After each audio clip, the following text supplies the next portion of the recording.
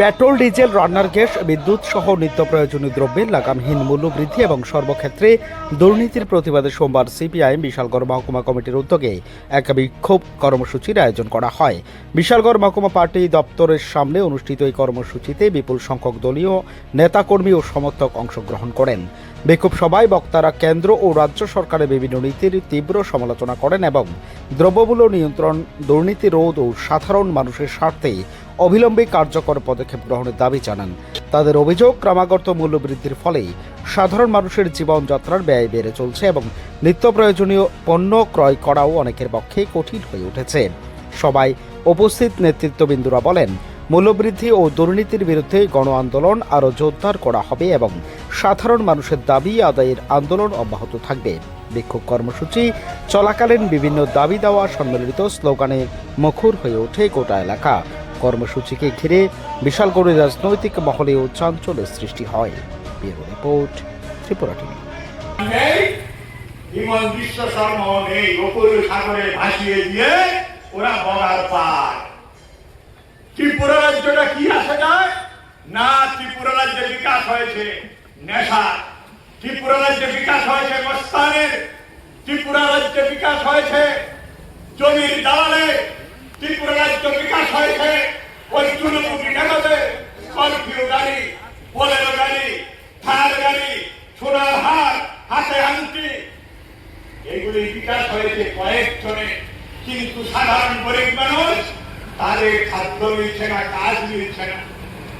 কোন জায়গায়, কোন দোকানে আপনি জিজ্ঞেস করুন, বেচা কেনা প্রায় বন্ধ হয়ে যাচ্ছে। মানুষের কাছে অর্থ নেই। গাড়ি দেখবেন, কিন্তু গাড়িতে প্যাসেঞ্জার নেই। আমার সামনে দিয়ে যে গাড়িটা যাচ্ছে, দেখুন তার প্যাসেঞ্জারের অবস্থা। কারণ কি? মানুষের কাছে পয়সা নেই। বিনা কাজে মানুষ এখন আর বেরোতে চাইছে না। 4-5টা কাজ মিলিয়ে তারপর একদিন বেরোয়। কারণ গাড়ি ভাড়া যে দেবে, তার কাছে পকেটে সেই টাকা নেই। বুঝুন বাস্তবতা। সেখানে দাঁড়িয়ে সিপিআইএম আজকের দিনে লড়াই করছে। আমরা আপনাদের সহযোগিতা চাই। বন্ধুগণ, আমাদের দেশটা এমন হওয়ার কথা ছিল। 12 বছরে আমাদেরকে রসাতলে নামিয়ে দেশের মান সম্মান বলতে আর কিছু অবশিষ্ট নেই। আমেরিকা গেছে আমাদের দেশের প্রধানমন্ত্রী, হাসি হাসি মুখ করে ট্রাম্পের সঙ্গে বসেছে। কোন ট্রাম্প? যে ট্রাম্প আমাদের নাবিককে হত্যা করে, যে ট্রাম্প আমাদের জাহাজে বোমা মেরে জাহাজ ডুবিয়ে দেয়, সেই ট্রাম্পের সঙ্গে হাসি মুখে উনি বদন আর আলিঙ্গন করতে গেছে। বদন দেখাতে গিয়ে ট্রাম্প বলছে ওনার সামনে দাঁড়িয়ে কত বড় দুঃসাধ্যতার স্পর্ধা হয়ে পড়ে আমাদের মাথা হ্যাক হয়ে যায়, আমাদের শরীরে আগুন লাগে, প্রধানমন্ত্রীর কিছু হয় না। উনি বলছেন, এই যে দেখেন আমার সামনে ভারতের প্রধানমন্ত্রী, দেখতে ফেরেশতার মতো, আসলে খুনি। বলতে পারে একটা দেশের রাষ্ট্রপ্রধান আমার দেশের প্রধানমন্ত্রীকে নিয়ে আমরাও তো সমালোচনা করি তার নীতি, কিন্তু ব্যক্তিগত ভাবে আমাদের মুখে কোনো বক্তৃতায় নরেন্দ্র মোদীকে আমরা কখনো খুনি বলেছি?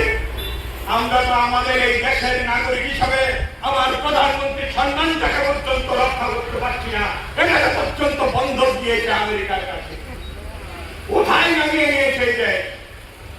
আমরা সেই জায়গায় আপনাদের কাছে বলবো, মানুষের কাছে অনেক কথা বলার, আমাদের অনেক কথা বলার সুযোগ থাকলে পরেও আমরা সেই কথাগুলি যদি আপনাদের কাছে বলতে চাই, অনেক সময়ের ব্যাপার লাগে।